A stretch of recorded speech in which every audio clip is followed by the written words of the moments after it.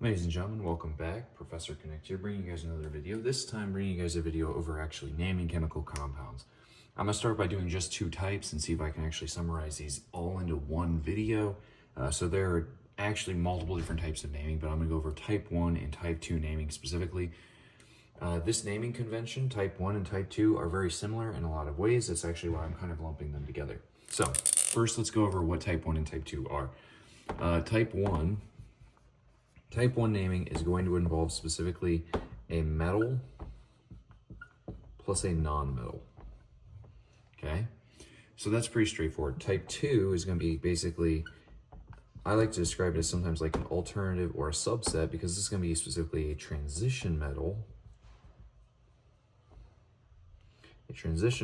plus a non-metal. So they're both similar in the fact that they need a metal and a non-metal, but a type 2 does need a transition metal. For anybody who needs a little bit of help with what a transition metal is, transition metals are going to be the D block right here. They're going to be the big center block inside the periodic table, as well as anything that is a metal that comes after. So usually that's below the line. So like if I draw this line of this is everything that's below the metalloids or the semiconductors. So that would include some other elements down here, such as, let's see, the most common element used down here is going to be lead.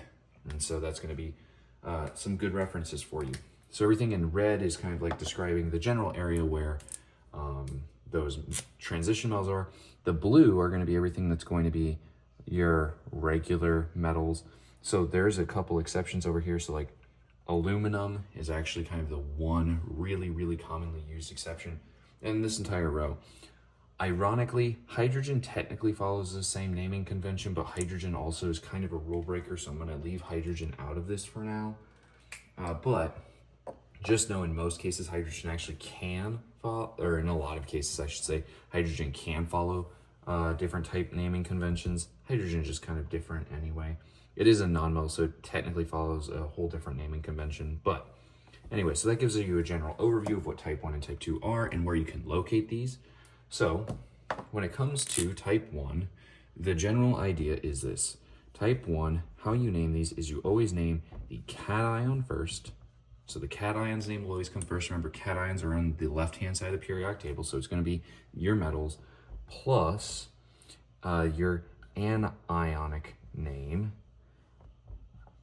An anionic name, and you're going to have with an IDE ending. So basically, whatever the ending is, you're going to chop it off, and you're going to end it in "ide" anyway. So type 2 naming is going to be very, very similar, but it's going to have some exceptions. I'm going to do just a couple examples with you guys over type 1 naming, that way you can kind of get a rough idea. So these are just some basic examples for you. So for example, if I had BAF2, I'm kind of throwing out some of these just because I want to show you guys that it actually doesn't matter how many of each type you have with type 1. It will not matter at all. You actually get to follow the same naming convention, which is why type 1 is usually one of the easier ones to introduce to start. And students oftentimes have the least amount of trouble, at least in my experience, with this. So, all right. So if I were to name these guys, obviously you might want your periodic table handy. I don't have a periodic table right here, so I'm just going to kind of name these as is. So BAF2. So Ba is barium. And again, all I do then is name the anion, but I replace its ending with IDE. So fluorine becomes fluoride. So I took off the INE ending and added an IDE ending. Note, it doesn't matter how many of them there are, you still name it the same way. So that's barium fluoride. The next one is going to be Li. Li is lithium. And it, again, does not matter how many there are, lithium chloride. So lithium chloride is going to be this guy. Again, now my cations, because normally we do have the cation, the positive ion first, and then we have our anion second. Okay.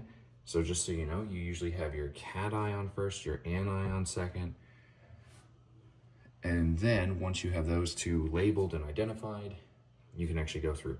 You may need to check though, if your professor or teacher decides to be a little tricky and maybe they flip these, you're gonna have to look and see what their normal charges are. Remember, left-hand side are positive, right-hand side are negative. So Na is gonna be sodium, so this guy's gonna be sodium. And I want to go over one of these specifically because oxygen is kind of a rule breaker. Oxygen, we don't call it oxygenide, we actually just call it oxide. So we just keep its OX and we replace the rest of it with ide. And this guy is going to be, K is potassium, and nitrogen also is one of those weird name changes. Nitrogen doesn't become nitrogenide, it becomes nitride. So there we go. That gives us a summary over these type 1 namings. Now I'm going to go over type 2 namings real quick. So there's only one minor difference between type 1 and type 2. Type 1 and type 2 will both follow the same pattern, cation plus anion. But type 2, instead of it being just a regular cation plus an anion, the cation must be a transition metal. And you are going to list the charge, usually directly after, at least here in America. Some foreign exchange students might actually label the charge at the very end. And then again, you're gonna name the anion right after that with the IDE ending. So instead of going through and doing cation, anion, IDE, you're gonna do cation, charge, anion, IDE ending. So it is just a hair different. It's not much different, but it is a little bit different. Now, how in the world do we identify the charge? Well, the charge with transition metals, the easiest way to identify it is to look at what it's bonded to. So you look at the charge of this guy, and you basically try to neutralize all total charge. So whatever this charge is, total, this guy will take the opposite total charge. And you guys will see what I mean here in just a second. Notice how I'm trying to repeat total charge. So I'm gonna do a couple examples like this. Okay, so I have Fe2O3. I have NiCl2, and then I have CuF, and my last example I'll do is Pb2s. I'm doing Pb2 because lead is actually one of these guys down here, but a lot of teachers use it because it is technically treated as a transition metal, and it's also a really, really common metal that we use in, you know, a lot of different situations. So, anyway. If I look at this guy, Fe is going to be iron. Then I have to look at what it's bonded to in order to tell the charge. So oxygen's charge is 2 minus or minus 2. There are 3 of them, which means this guy has a total charge of minus 6. Okay, keep in mind, I'm saying it has a total charge of minus 6. Okay, so I'm writing that off to the side, which means this iron, these 2 irons in total must have a collective charge of plus 6. Because again, I want them to neutralize. -6 plus +6 equals 0. So then if I have a +6 total, but there are 2 of them, that means I need to take this 6 amount and divide it by 2. That way each of them have the same amount of charge. So this is gonna be iron 3, and usually I just write it as a Roman numeral, iron 3 oxide. I can go through this guy, same thing. Chlorine usually is a charge of -1. So this is gonna be nickel 2 chloride. Next one is going to be copper. This fluorine will only have a charge of -1, so this is going to be copper 1 fluoride. And the last one here is going to be lead.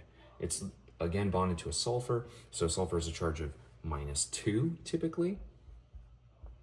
But there are 2 leads that need to evenly split the positive charge, so each one will have a charge of +1 because +1 twice will cancel out 1 -2. This is going to be lead 1 sulfide. So sulfur is one of our weird name changes.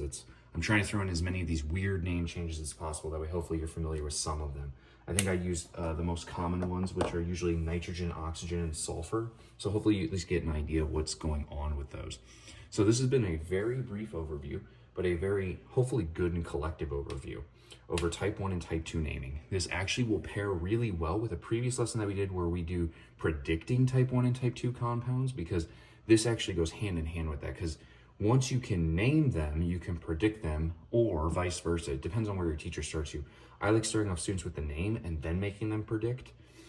Some teachers like making them predict and then name. There is no right or wrong solution.